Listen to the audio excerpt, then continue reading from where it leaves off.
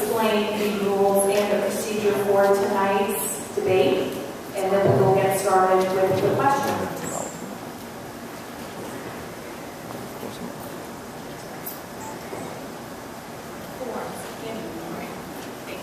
Good evening, everyone. It is really a pleasure for me to be here in Dunwoody. We're actually the League of Women Voters is doing two events tonight. We have Commissioner Jeff Rader, Kathy Gannon, Larry Johnson, and they are at the Downtown Theater Library actually doing a civic forum. So I said welcome there and came here to be with you all in Dunwoody. This is an exciting time for Dunwoody, and I'm very happy to participate. So, on to the forum. My role here tonight is to talk about the forum format, to answer any questions that anyone may have on format, and to also just briefly explain why the League of Women Voters conducts forums in a certain fashion. So I'd be happy to talk to anyone before, during, or after this forum to discuss those issues. The reason I'm using the word forum as opposed to debate, a forum is where the candidates are asked questions and the candidates respond to those questions. A debate is where a question is asked and the candidates discuss it or debate amongst themselves on that question. We will have a forum where issues will be presented to candidates, and each of the candidates has an opportunity on a timed response to provide an answer to that question. Questions have been provided by members of the audience, and Judge Heinrich is organizing the questions and consolidating them into key subject areas. So if you submitted a question and you don't hear your specific question, please listen for the subject matter. It doesn't mean that we're ignoring your question. It just means that we've had similar questions, so we're consolidating all of the questions together into one sort of issue area. So, the format for the forum this evening is that each candidate are going to be asked to state their position on topics of interest based on the questions that are provided. We're asking that the candidates address the issue and provide their response to the audience and not add one another. The candidates will speak to the audience. We're not debating issues, and please be very nice. Let's not criticize one another. Each candidate will have 2 minutes to provide an opening statement, and the time, the minutes are time. Is that time? John, is that time? John will have 2 flags. A yellow indicates that 30 seconds is left on your time, and red indicates that your time has expired. Judge Hydrus will be very good with that and cutting you off if you keep talking, okay? So that's all right, expect that. So when your stop sign goes up, please just stop. And he's doing that by time clock, so there's no one will get any more time than the other person. So when the questions are asked, Judge Hydrus will ask the question of the candidate, and then she will proceed down the line in order. Each candidate will have an opportunity to answer the question. I know it's going to be a long night. So, are there any questions from the audience on procedure or protocol or anything like that? No? Well, hearing none, we will proceed. All right, thank you very much. I think this time we want to introduce the candidates. They are listed in the handout that is available. If anybody doesn't have one, we have them here on the stage. First is Bob Dallas, a candidate for mayor. Then we have Mike Davis, another candidate for mayor, and Gordon Jackson, the third candidate for mayor. We also have Robert Wittenstein, candidate for Dunwoody City Council at Large, District District 1, Post 4. Candidate Terry Nall, also for the at-large District 1, Post 4. And Rick Callahan, at-large District 1, Post 4. And we also have with us this evening Lynn Deutsch, candidate for the at-large District 2, Post 5. Carrie DeVillette, who is also a candidate, was unable to attend this evening due to a previously planned business trip that he was unable to get away from. All right. Okay. I'm going to start. Mr. John Henning, is he here? Okay. He is running unopposed. All right. There was a statement submitted by Mr. DeVillette, since he was unable to be. Sorry.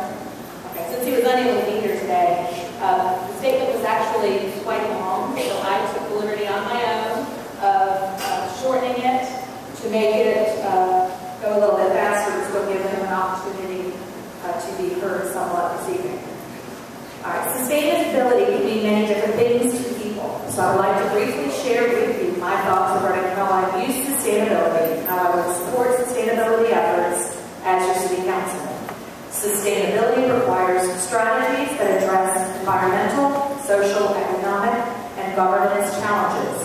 It begins with each of us as individuals. It not only encompasses our own personal well-being, but how we interact within our community, how we each approach consumerism, and the daily personal choices we each make that can impact our community and society as a whole.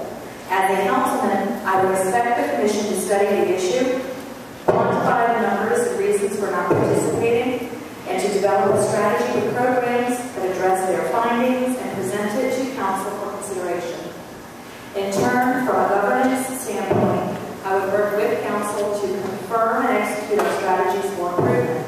It would include setting specific goals over defined timeframes so that we can measure our community's progress. After all, if you don't keep score, it's only practice. And I'm a big believer in measuring results. As I have said in the previous forums, Dunwoodians will respond to initiatives and challenges that benefit the community. Again, my deep felt regrets for not being able to participate with everyone this evening. Thank you.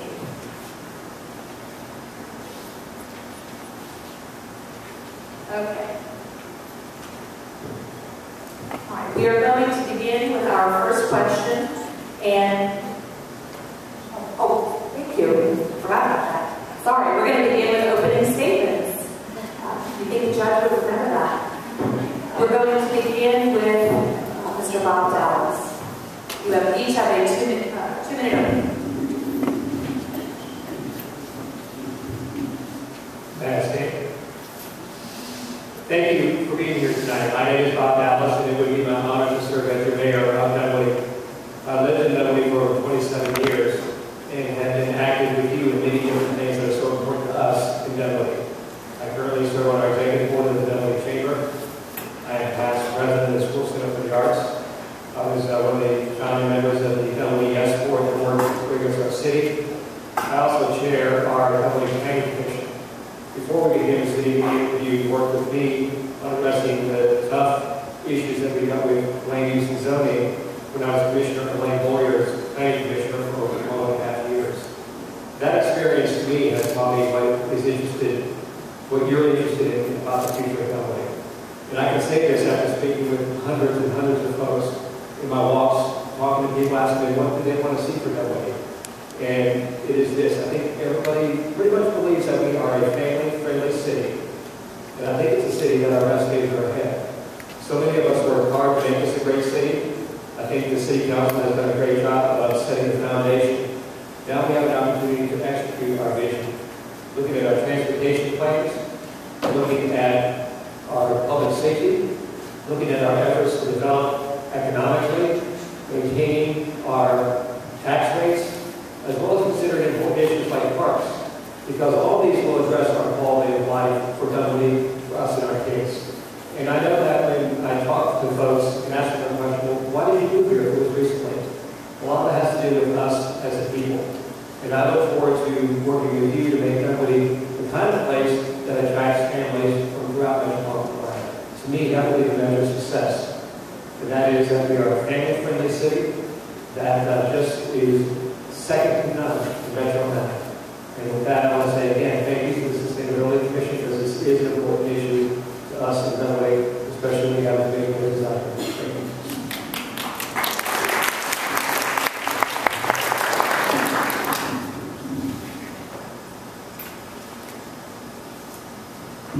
Hi everybody, my name is Mike Davis. I've lived in Dunwoody for 22 years. My wife Mary Pat and I raised our 4 daughters here. I love that we were able to let our kids ride their bikes down to swim and tennis club or over to the village. My grandson does that now. And I really am running for mayor to make sure that my grandson's going to be able to do that and his grandchildren will be able to do that here in Dunwoody. You know, this forum is called the Sustainability Forum. And I've been looking into this to figure out exactly what sustainability issues are and kind of find out what the different definitions that everyone seems to have for this. And find out what sustainability really means. You know, to me it means taking those steps in a personal and professional life to eliminate waste of water, energy, and come to mind quickest for me. You know, I was looking at my own family's scorecard and found that we do pretty well. For many years now, I've had a vegetable garden and composting most of our kitchen waste, recycling cans, bottles, plastic, and paper. We captured rainwater off our roof, saved over 1,000 gallons last year. I brewed my own beer. I keg it and save on bottles. And now even Farmer Bob has gone ahead and put me a new garden over at Brook Run, and all that will be donated to food bank. But I've got to admit, I am concerned about the direction that this movement is taking and forces outside of purely a sustainable discussion. Efforts to get us to get out of our cars, and give up on our air conditioning, and basically the government regulations that are coming our way called sustainability. And that's what I'm really worried about. As we discovered in this recession, our economy is really quite fragile. Pulling the loose strings at the edges of the fabric will obviously make the entire sweater unravel at times. We must be very careful as we implement many of the ideas you'll hear about tonight. Again, my name is Mike Davis, and I have the time, the financial security, and energy to be your mayor. Please support me.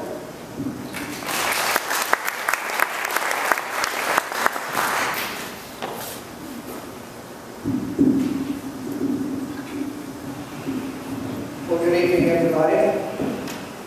My campaign is based on preserving and enhancing the quality of life across the city.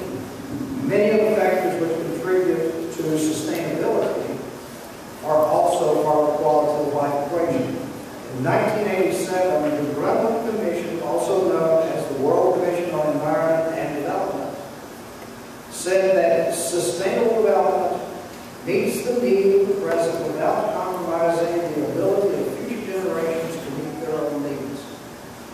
Sustainability is later described as the triple bottom line, representing the interaction of economic growth plus environmental stewardship plus social responsibility.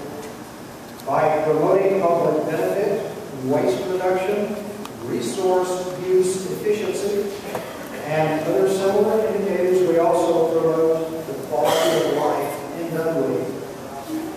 We as a city must be and remain engaged in our own triple bottom line of smart economic growth, environmental sensitivity, and social responsibility. Preserving and enhancing our quality of life depends on it. This election is about leadership. Proven Dunwoody leadership. I submit to you that my 15-plus years of Dunwoody-specific leadership as a youth sports coach, as the chairman of the Peachtree Charter Middle School Governance Council, as the president of the Dunwoody Station Homeowners Association, and president of the Dunwoody Homeowners Association, has given me a strong background in Dunwoody leadership roles and Dunwoody-specific issues. I bring that Dunwoody background to the office of mayor. Thank you.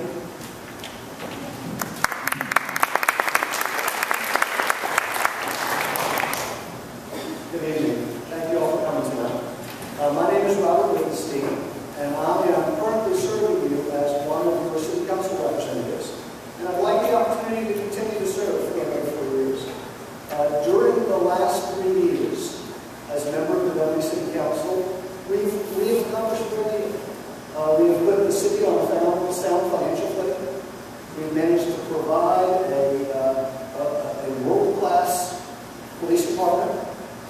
We have managed to begin to repave roads.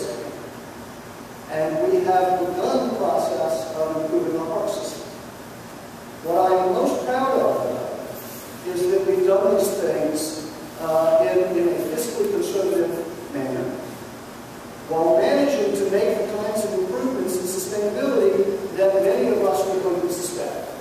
So a few of those things are, of the very first commission that we created was the Dunwoody Sustainability Commission.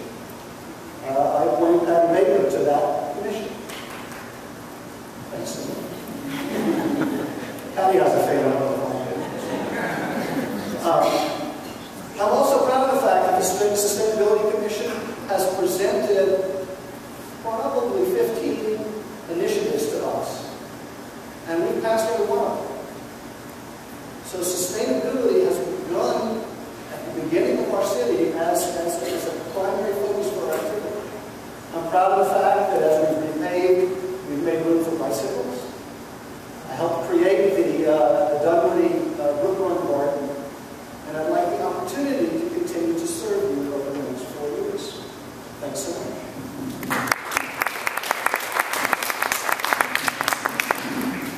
Good evening. My name is Terry Nall. I serve as president of the U.S. insurance subsidiary for Deutsche Bank Private Wealth Management, which is, by the way, recognized globally as a green company. And I'm a CPA. In fact, if elected, will be the only CPA serving on this council. Of the three candidates for this particular race, I present executive and financial leadership and experience. And that's very important because sustaining Dunwoody financially is very much a part of sustainability. And I bring that to you. Sustainability, as you just heard Robert say, has been a very core part of Dunwoody. The commission being the first commission appointed, that commission has been very active with benefits accruing to Dunwoody already, such as reducing the city's long-term costs, being a teacher, teaching stewardship, teaching self-reliance, and even in all, we've looked at probably a dozen or so initiatives, including in this election campaign, having not one wasteful mailer coming to your house during this campaign. Green is very important if it's feasible and cost effective. The city's role, in my view, is to educate, to demonstrate, to set the pace, but not to legislate or mandate. Dunwoody is no longer a startup. What happened in the last few years was then, and this is now. What we need today is a different skill set than we've had the last few years. We need extreme accountability. We need councilmen with trust who do not breach executive sessions. We need councilmen who view spending taxes, if you will, as other people's money. Thank you. I'm the right course.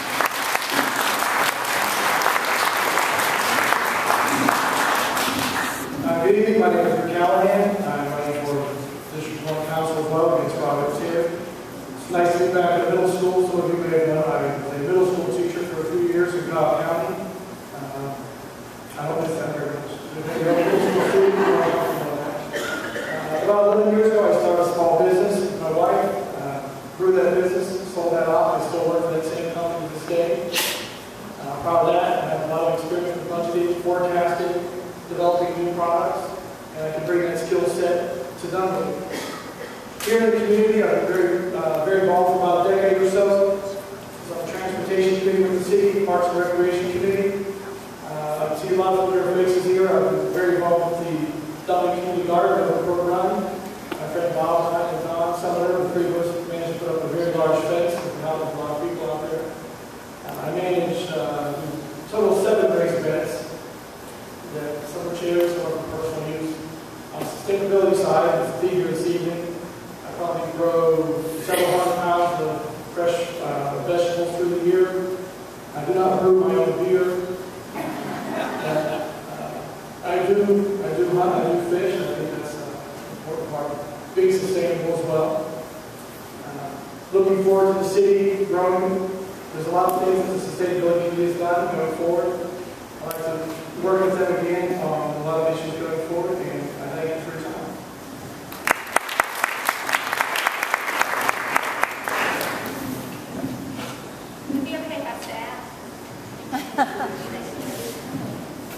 Thank you all for coming out tonight.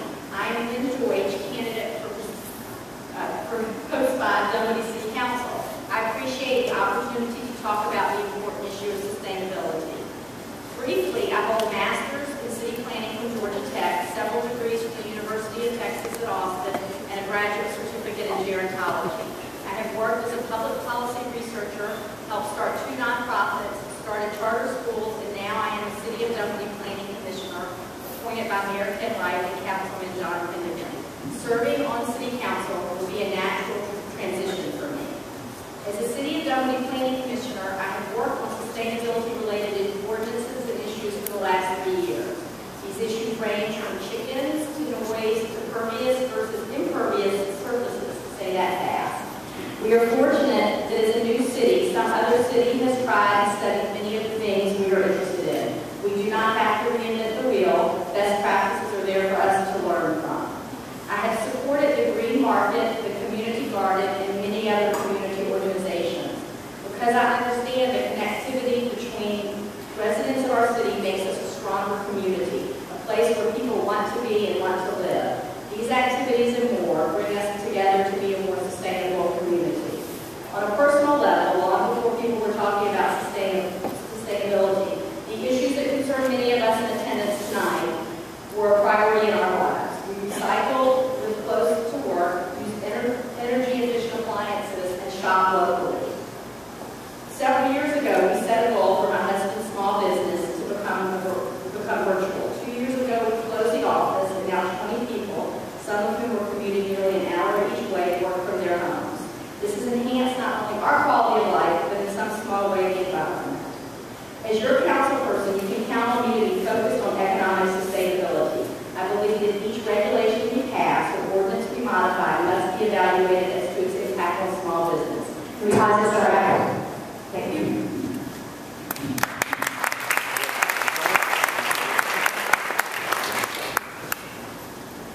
Thank you all very much for your opening statements. Now we're going to move into the round of questions. Timing is different for the question. Each candidate will have 90 seconds, that's a minute and a half, to respond to the question. Our timekeeper will count it down, and at 30 seconds left, we'll give you the yellow flag. And then when the time has expired, we'll go to the red flag. So we're going to start the questions with one that is a very, very popular question. And I'll start off by asking the first question, and then my colleagues and I will alternate questions. The very first question is, what role do you think city government should play in sustainability? Starting with Bob.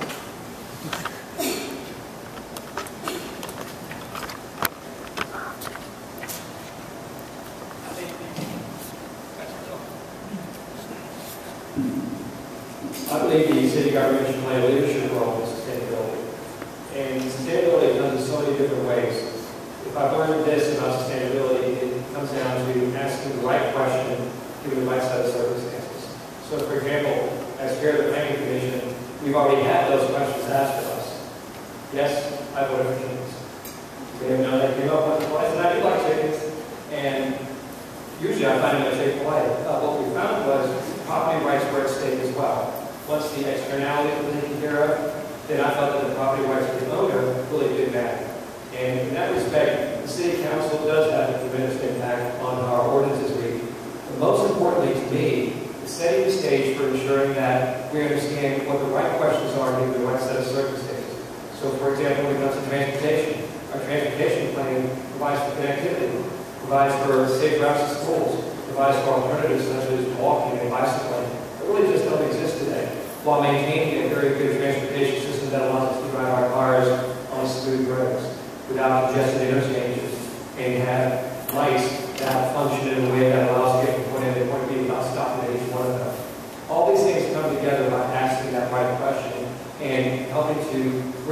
citizens, educate them, and then execute the right policy.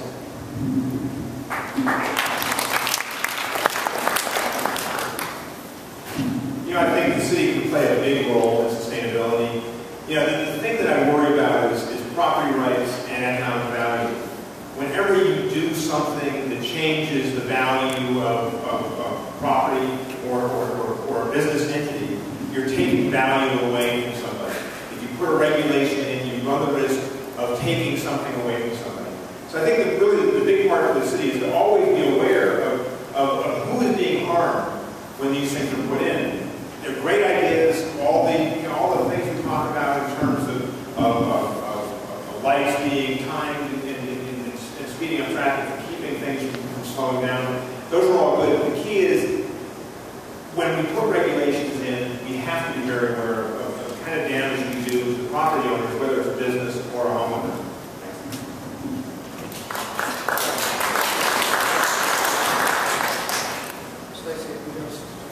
Yes, go right now. And I'll turn the microphone on. The city's role in sustainability is, in some cases, limited. And if you get into the literature and you start looking at what is going on in sustainability, what you will find in many cases is that cities themselves, with governmental structure, are getting involved in things. But one of the problems that we have right now is how that can be extended to the commercial office community.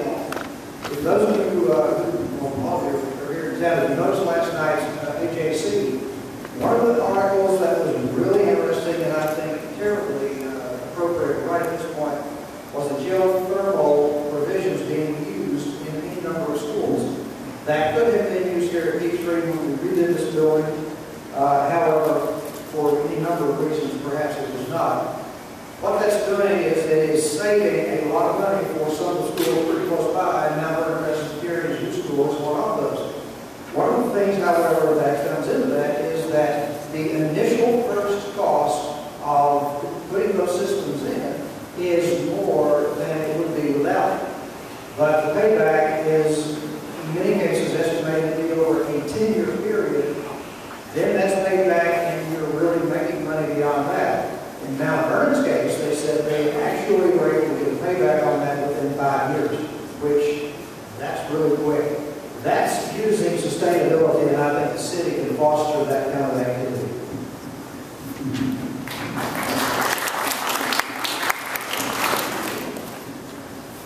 I spent my day last Tuesday at the Atlanta Regional Commission's all-day seminar on creating sustainable cities.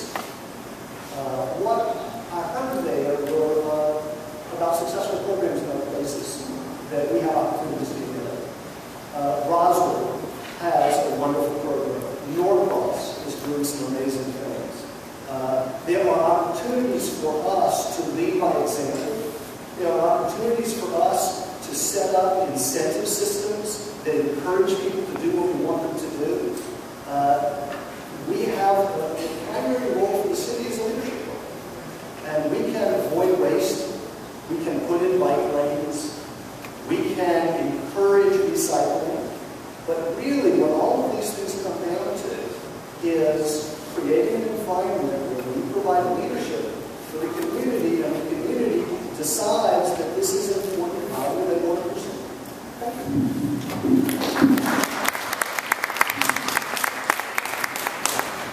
Answering this question about what is the city's role in sustainability really gets to the heart of what is sustainability. It's a very broad subject.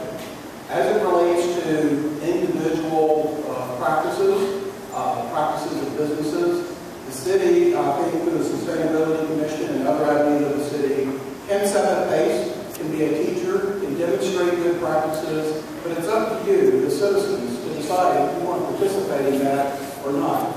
In my opinion, the city should not mandate or legislate any of those activities, but to make them available, make the information available to you. The number one thing that the city of Dunwoody needs to do that is sustainability friendly is fix our streets, fix our traffic. Not $1 has gone into fixing any intersection as of yet. Yes, we've had an engineering study of one intersection, but not one bit of construction has gone into fixing a bottleneck intersection. That, my friends, is the #1 sustainability initiative we can undertake here in Dunwoody. We have the money for it, but our conversation has steered away from that priority over the last few months. Thank you.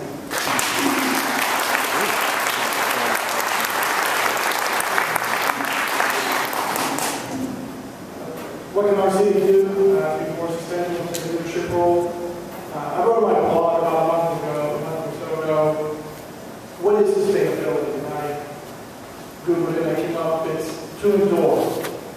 What does our city need to do to endure?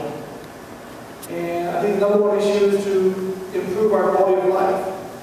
What will Dunwoody look like 5, 10, 20, 30 years from now? What do we do today that's going to make a difference?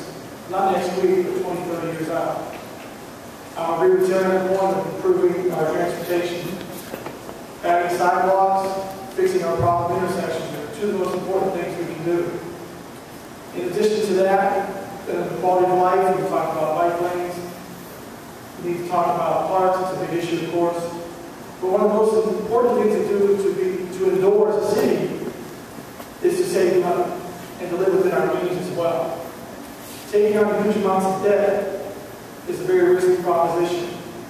For Dunwoody to endure, we made sure that we save money as a city and have the next day in case of emergencies. Sustainability to me is to endure. Thank you.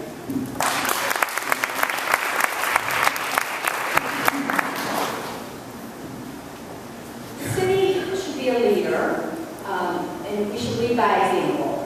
And when you read about sustainability in cities, that's a lot of what the literature says. We should have no idling policy for our vehicles. We should have our own buildings at least certified as we move forward and build our own facilities. We should support community because there are three facets of sustainability. There's economic, there's environmental, and there's social. We should have policies that strengthen these without affecting negatively homeowners. And like Bob, I've been on the planning commission. I voted yes for chickens because I view it as a property rights issue. But with property rights comes citizen responsibility. And we have to have strong code enforcement, and we have to have neighbors that speak to each other and work out the problems first. Maybe before going to code enforcement, we have the ARC award for sustainability already just in our second year. So we're making progress on certain aspects of that, especially as it relates to government and lights and environmental policy. So we're doing that, and lead by example is our first responsibility. Thank you.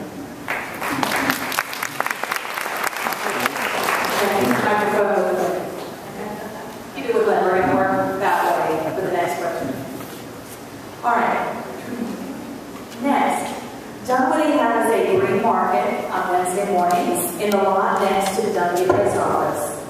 How would you broaden, if you would, this market concept to further promote locally grown produce and/or locally made products? And we'll start with the Deutsch and work all the way back. So, I'm a farmer market star.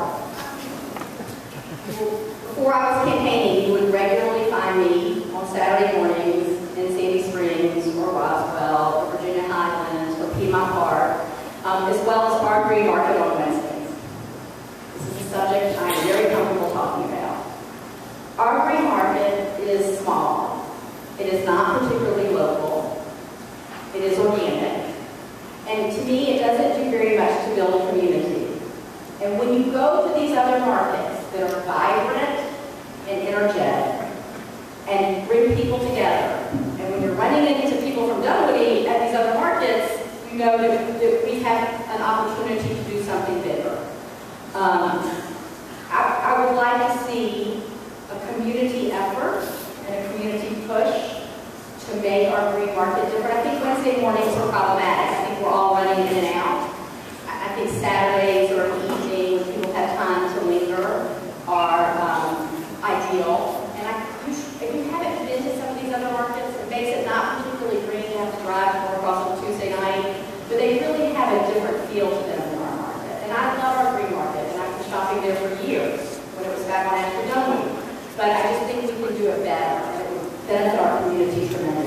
Thank you.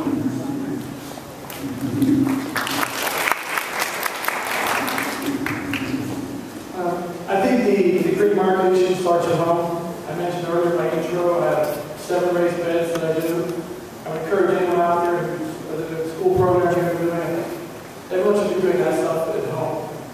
As far as the city's role in the green market, I think that's more of a private business enterprise. I don't think that the city necessarily has to go out and spend money and dictate that. I think that's a free market system. Do I enjoy going to those markets? Of course I do.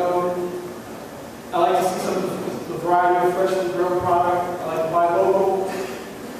I'm not in favor when I go to the markets and I see they're selling, lead-based jewelry or whatever else it is. I think for this particular green market that's here in Dunwoody, I think Mr. Ross being working hard to get that spot is a great thing. I think that's the role of the private sector. We can certainly provide a space in that area, perhaps one of the parks. I think that's government hands off, and I just encourage as many people as possible to bring your stuff at home.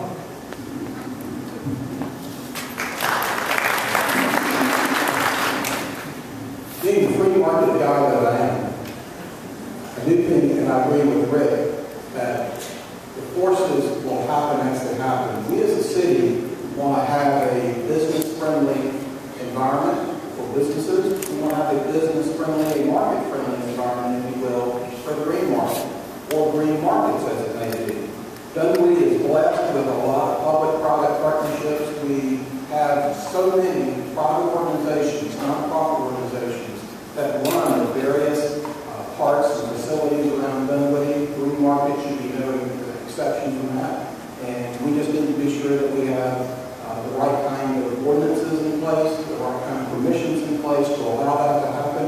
And then it's up to those folks that run it to decide when is the best time to have that. Somebody decided Wednesday morning was the appropriate time. Obviously, it must not be if we're not getting enough attendance there. But that's up to the operator that runs that, in my opinion. Where I come from, Greensboro, North Carolina, 13 years ago, we had a wonderful farmers market on Saturday morning. It was very well attended. You've heard Saturday mentioned at least once or twice here already. I think there's a message there. Thank you.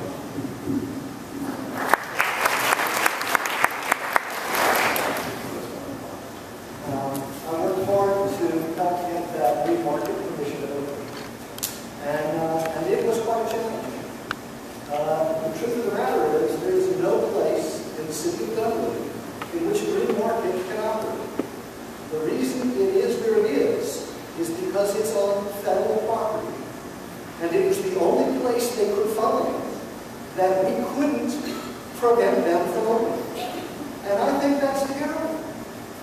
One of the things that needs to be a priority for the next city council is to do a zoning rewrite. We need to have a comprehensive look at our zoning and land use over the next several years to figure out what kinds of uses we want to support and where we want to allow them.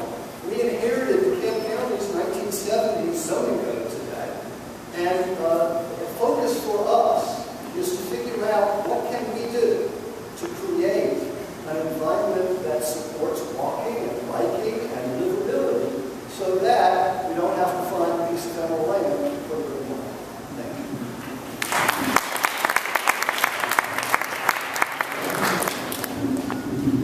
Well, the green market is just outside my window. My office is over on Dunwoody Road, Parkway, and I can see it going on. One of the things that occurs today in talking about the green market is that we live in a suburban area that has a portion of it that looks an awful lot like an urban area over around the mall. We don't have a great deal of open space for gardening and what have you. However, I did back even before the city became the city, and while I was serving as the president of the DHA, did inquire with Georgia Power as to whether we could set up a community garden inside the easement. At that point, I found out that all the easement land over there is privately owned, and Georgia Power simply has an easement on it. In addition to the green market, one of the things that I think, since we're in a school tonight, one of the things that I think both the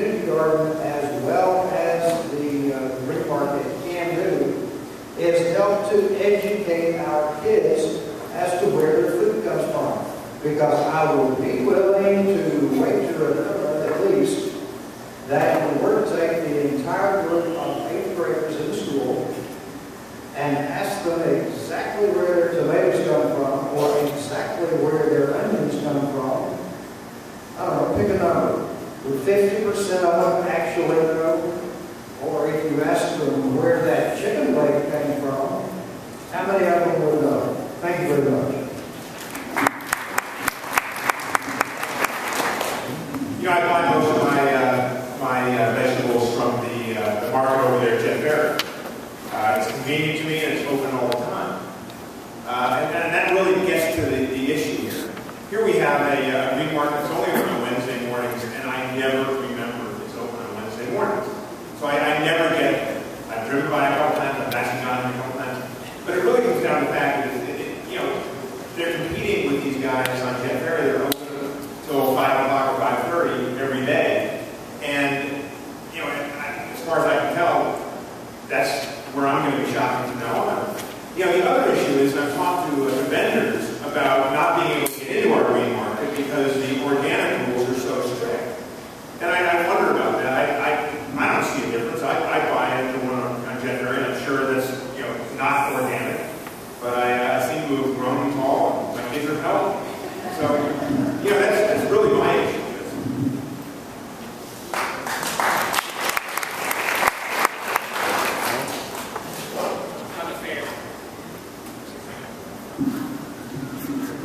I'm a fan of green markets in a big way. When this came before us on the planning commission, it really, to me, was almost silly that we had to consider that none of our code would allow a green market to occur except in federally owned property. As Robert suggested, that just didn't make a lot of sense. And when the market came to the school center, the local was there. I was past president of the school center for the arts, and I appreciated how it worked well with the school center to provide it to us. But we have other places that perhaps we could use it in the area. We have a PVC pipeline, for example. Who knows if that wasn't happening to that? But we know that's a good location. But we have to open up our zoning code to allow this to occur. So that whether it's at Dunwoody Village, whether it's in the Georgetown area, or someplace else, it becomes an available opportunity for the private sector to step in and offer products that we as citizens want. And to me, as we've heard, I brought my kids there, it is a fun educational experience. You'll see nothing cuter than seeing the kids walk hand in hand there about this tall, checking out all the vegetables and things. That's exactly, to me, what creates community in Dunwoody, and I'm proud to see more of it.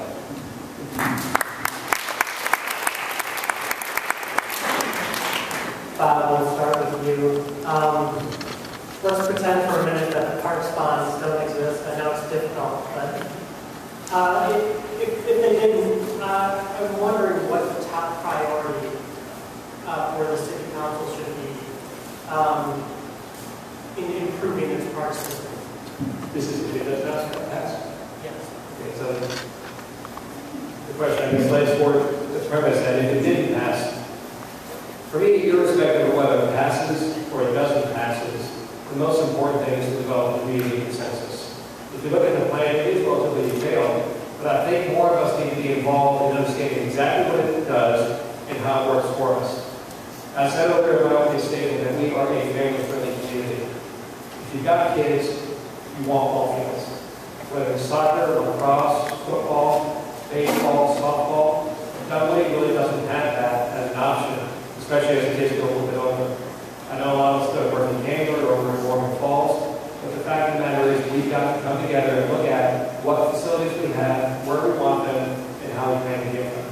And I know we have the DVC Park, which ostensibly was identified as where we could have a park. I assume that's one place that we looked at. The old Shelford Elementary property can be looked at again as a passive use. But I do know this when it comes to Brooklyn, a commitment was made there.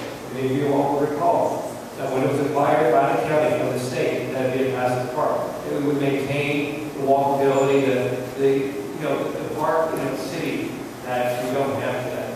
And so I want to keep that commitment while we actively look for ball fields to serve our families so that we can walk the walk and be a family-friendly city.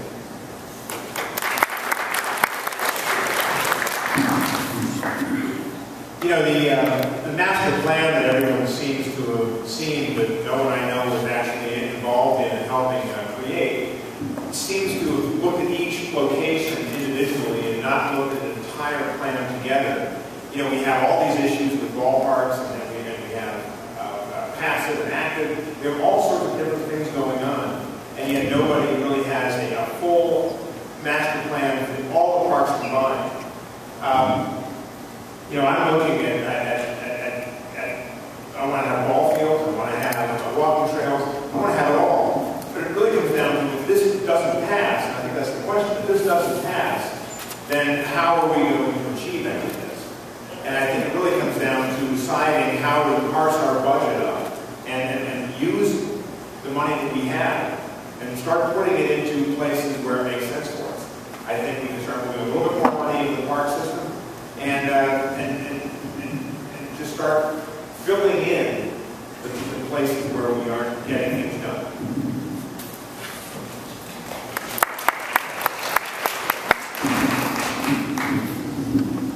I have said from the very start, as we got into this campaign, that whether the bonds pass or whether the bonds fail, should I be elected your mayor, we will start to lay out exactly what we need to do. One of the things that became very clear to me when I started talking to people about the parks issues was that there are, Mike really wrote the subject on, there are 6 or 8 different constituencies within the city in terms of what needs to be done with the parks money. I have talked to people who want ball fields, there are people who want to do something with respect to preservation of historical structures. There's the Brook Run crowd, there's the Nature Center crowd, and everybody's going, okay, well, we need to do this. Well, there is no hard consensus on how to do that, and my program will be to establish a priority list of where we go with this, because that's the important thing about this election. I know I've got a few seconds left, and that is whatever is set by the council going forward will be the pathway for the city for the next 15 or 20 years. Thank you.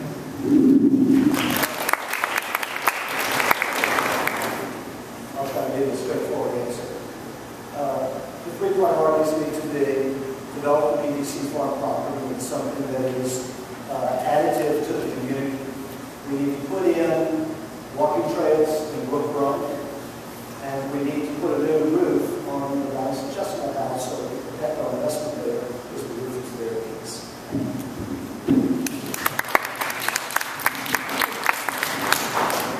One of our questions gets to be why don't we fix the zoning for the green markets for we've been a city for 3 years. Getting to the heart of this matter, though, the question is, we've spent so much money on consultants. We are consultant to death. We have made a lot of progress on the parks we already own, the property we already own, the facilities we already own, have we taken some of the surplus money and put into that. I'm not saying that the PVC farm was a bad purchase, but that's $5 million. That would have gone a heck of a long way in the park properties. The Nature Center needs a new building. I've been in that building, and let's hope the fire marshal never goes in that building. He didn't need a new building. The ball fields need to be rehabbed where they are if the park bonds don't pass. We have the money. What we don't have is a sense of priority of where to spend it. Our parks director tells me he already has a plan B that if bonds don't pass, he knows what projects need to be done. I'm a mystic God. I'm a honeydew husband. Let's start with the very top of the list and work on it. Let's go to number 2, number 3, number 4. Over time, incrementally, we can do it. It just takes a willpower to set our priorities straight. Thank you.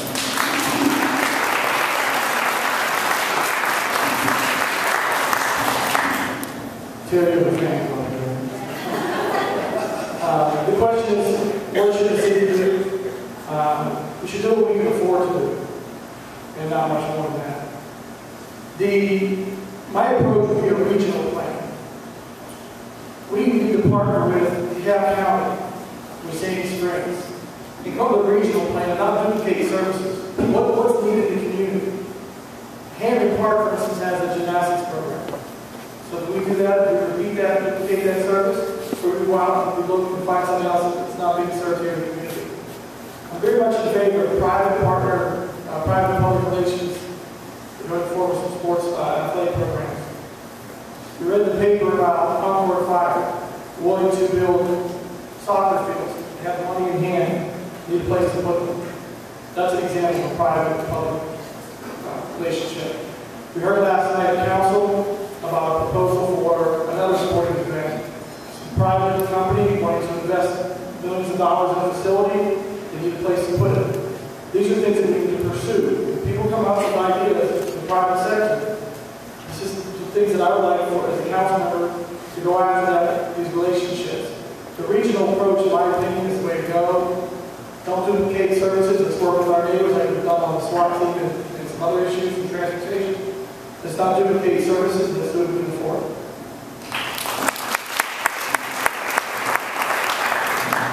Thank you. The first thing we have to do is maintain our parks. There are lots of maintenance issues that are not being addressed very well, and some are costly and some are not.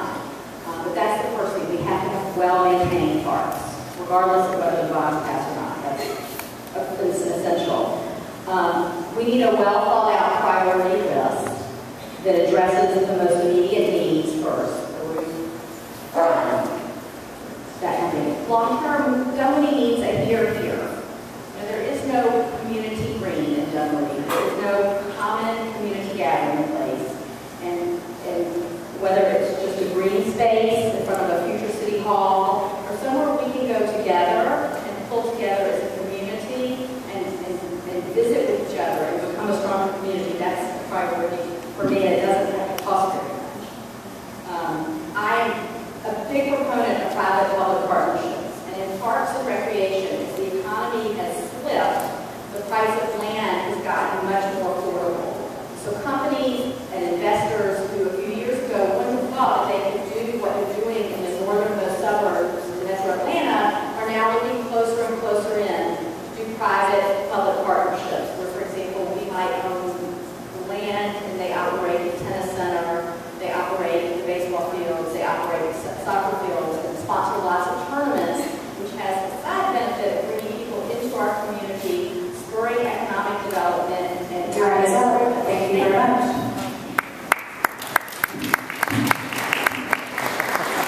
All right, at this time, I would like to invite one of our Dunwoody High School students to ask a question. They are assisting with our forum.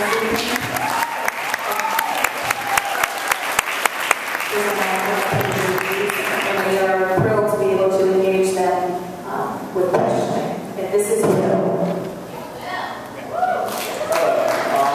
Currently, less than 25% of Dunwoody households recycle. What would you do to increase this number? Start with Lynn. I was really surprised that number was that low. Because on my street, frankly, it's not. I see lots of blue bins. And so I'm still a tiny bit skeptical. But I challenged the number and got that affirmation that they think it might even be lower than that because of the way they kept running the data. And so I don't know exactly who's not recycling, that they're not mining. But education is key. That's the first thing. The first thing is the city can lead by educating. They can inform and let people know what's available and how to access it. That's key. The other thing is that we contract with DeKalb County for sanitation. And we need to make recycling easier. It doesn't seem like a big deal to order the bin. I don't think it's the money that keeps people from doing it. I think it's just an afterthought. And they probably see the bins and they're out and they think, well, I want to do it, but then they don't log on the computer. And I think we have to make it easier and more accessible. I'm a tremendous believer in communication. And if I'm elected, I will have regular communication with anybody who signs up. And I think spreading the word and encouraging people to say to your neighbors, do you know how easy it is to get the bin and to get the blue bags and just to start? Thank you.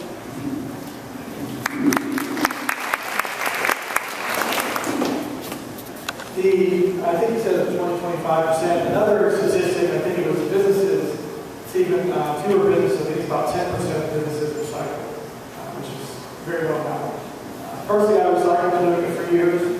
I do not think it's something the city should require. I don't think it's something that we mandate and force people to do. That's the role of our city government. Do I think we all should do it? Yes. I encourage everyone out there, if you do it, that's great. If you notice your neighbors aren't putting a blue bin, putting a bag out there on Wednesdays, then you mention it to them. Ask them, have you recycled? Give them a bag and say, hey, try this out for a week. As Lynn mentioned, they word of mouth is the best way to encourage others to do this. I don't think it's something the city should mandate. I think it's an individual choice for everyone. And I think that's where you start. It's a grassroots effort. Encourage your neighbors to do it.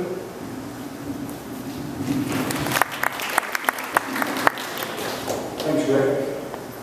In one of the City of Dunwoody updates that we get from time to time, there was a mention made about should recycling be made mandatory by the citizens. And I am firmly opposed to that. The government will